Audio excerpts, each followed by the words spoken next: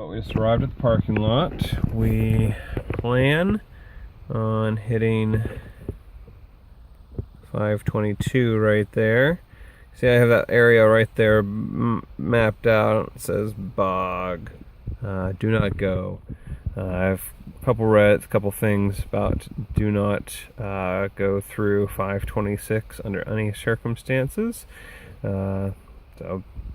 I will not be heading on that trail, even though this thing says to. I'm going to be even going on a longer way to try to make sure I'm not going through the bog.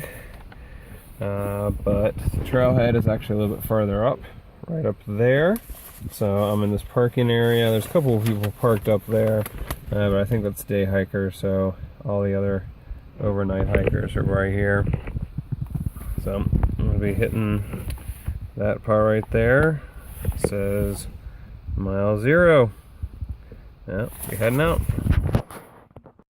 On 2 signs.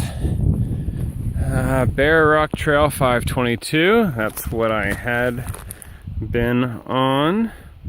Hiked from 522 all the way to here. Should be this intersection. Should be getting on 521, where I need to make a slight right.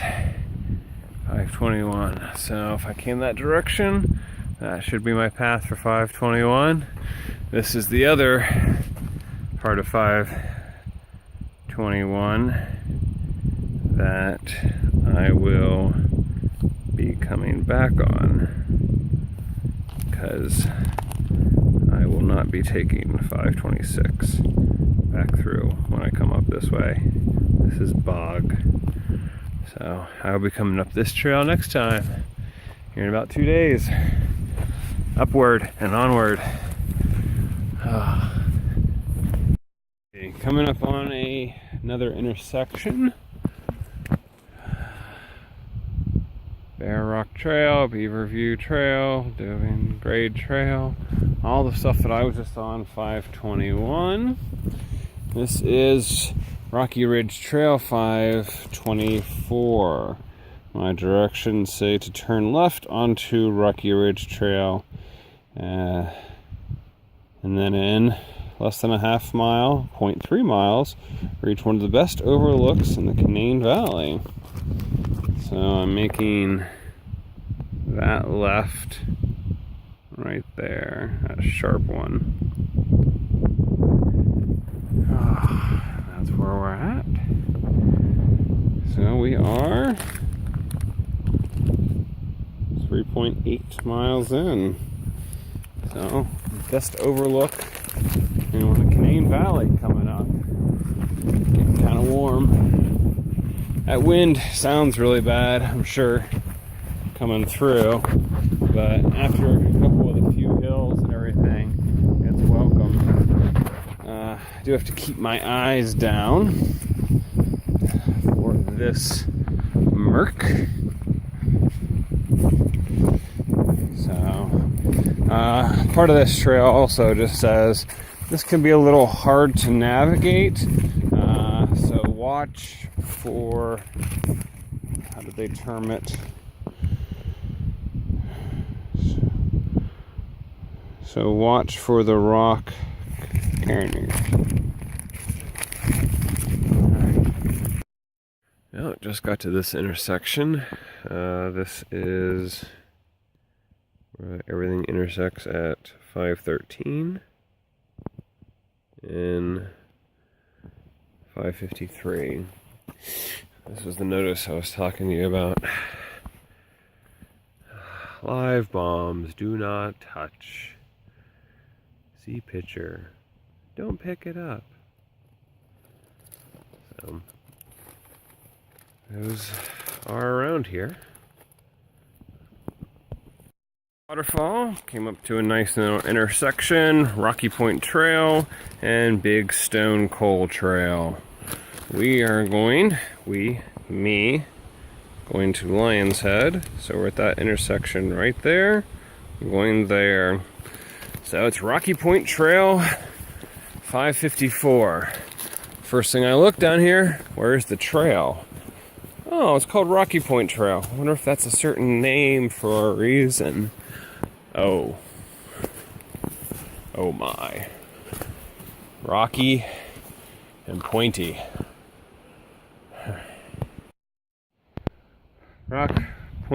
Pointy Rock Trail is truly living up to its name. I don't think I've touched a piece of soil in about a mile. So, but hit Lion's Head, back on the main trail. Time to log some miles in. Beautiful day, as you can see. Tomorrow, though, it is not supposed to last. It is supposed to be thunderstormy, but still about 60 some. So, my goal is not to hike in the rain as much as possible. So get me within 2 or 3 miles of the trailhead, find a nice spot. Problem is, here in about 4 or 5 miles, there's a lot of supposed to be waterfalls and even swimming holes. So we'll see. Dolly Sods is no longer going to be called Dolly Sods. I have renamed it Rocks and Bog. When you're not in a bog, you're on rocks. You can see the leaves, but falling in between the cracks. But you can't see is the rocks everywhere. It has been 2 miles of rocks that do not stay under your feet when you walk. They shift and move. So, anybody that has bad feet, horrible ankles, I do not recommend this part of the trail. There's a lower part you can go, which goes down, I think, near the river. So, you could always go that way. Look, soil. Oh, more rocks. Intersection. It's called Breathed Mountain. That looks like a breathed mountain, that's for sure. You go up that thing, you'll be breathing hard. That's just, they're named well in this area. They really are. Rocky Point Creek Trail was extremely rocky. I assume breathed would be really breathy. Creek, right down there is Red Creek. So it is, when you look down at it, it looks red. So Upper Red Creek Trail 526, Dobbin Grade Trail.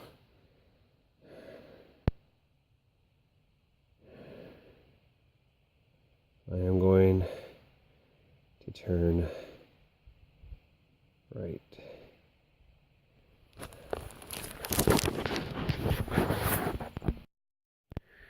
Alright, calculated my miles.